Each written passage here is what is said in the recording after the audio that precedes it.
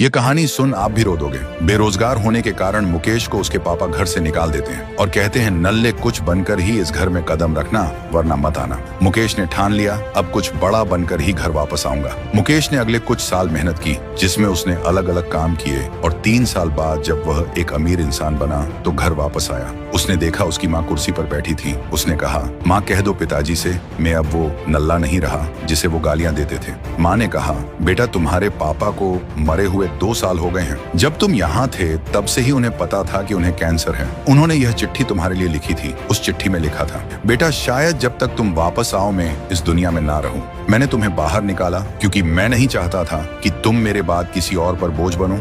हो सके तो माफ कर देना। यह पढ़ते ही मुकेश रोने लगा और उसने आसमान की ओर देखते हुए कहा, धन्यवाद पापा। दोस्तों, माँ बाप भले की कठोर हो लेकिन उनका मन हमेशा साफ होता है। ये कहानी सुन आप भी रो दोगे। बेरोजगार होने के कारण मुकेश को उसके पापा घर से निकाल देते हैं और कहते हैं नल्ले कुछ बनकर ही इस घर में कदम रखना वरना मत आना। मुकेश ने ठान लिया अब कुछ बड़ा बनकर ही घर वापस आऊंगा। मुकेश ने अगले कुछ साल मेहनत की जिसमें उसने अलग अलग काम किए और 3 साल बाद जब वह एक अमीर इंसान बना तो घर वापस आया। उसने देखा उसकी माँ कुर्सी पर बैठी थी। उसने कहा, माँ कह दो पिताजी से मैं अब वो नल्ला नहीं रहा जिसे वो गालियां देते थे। माँ ने कहा, बेटा तुम्हारे पापा को मरे हुए 2 साल हो गए हैं। जब तुम यहाँ थे तब से ही उन्हें पता था कि उन्हें कैंसर है। उन्होंने यह चिट्ठी तुम्हारे लिए लिखी थी। उस चिट्ठी में लिखा था, बेटा शायद जब तक तुम वापस आओ मैं इस दुनिया में ना रहूं। मैंने तुम्हें बाहर निकाला क्योंकि मैं नहीं चाहता था कि तुम मेरे बाद किसी और पर बोझ बनो। हो सके तो माफ कर देना। यह पढ़ते ही मुकेश रोने लगा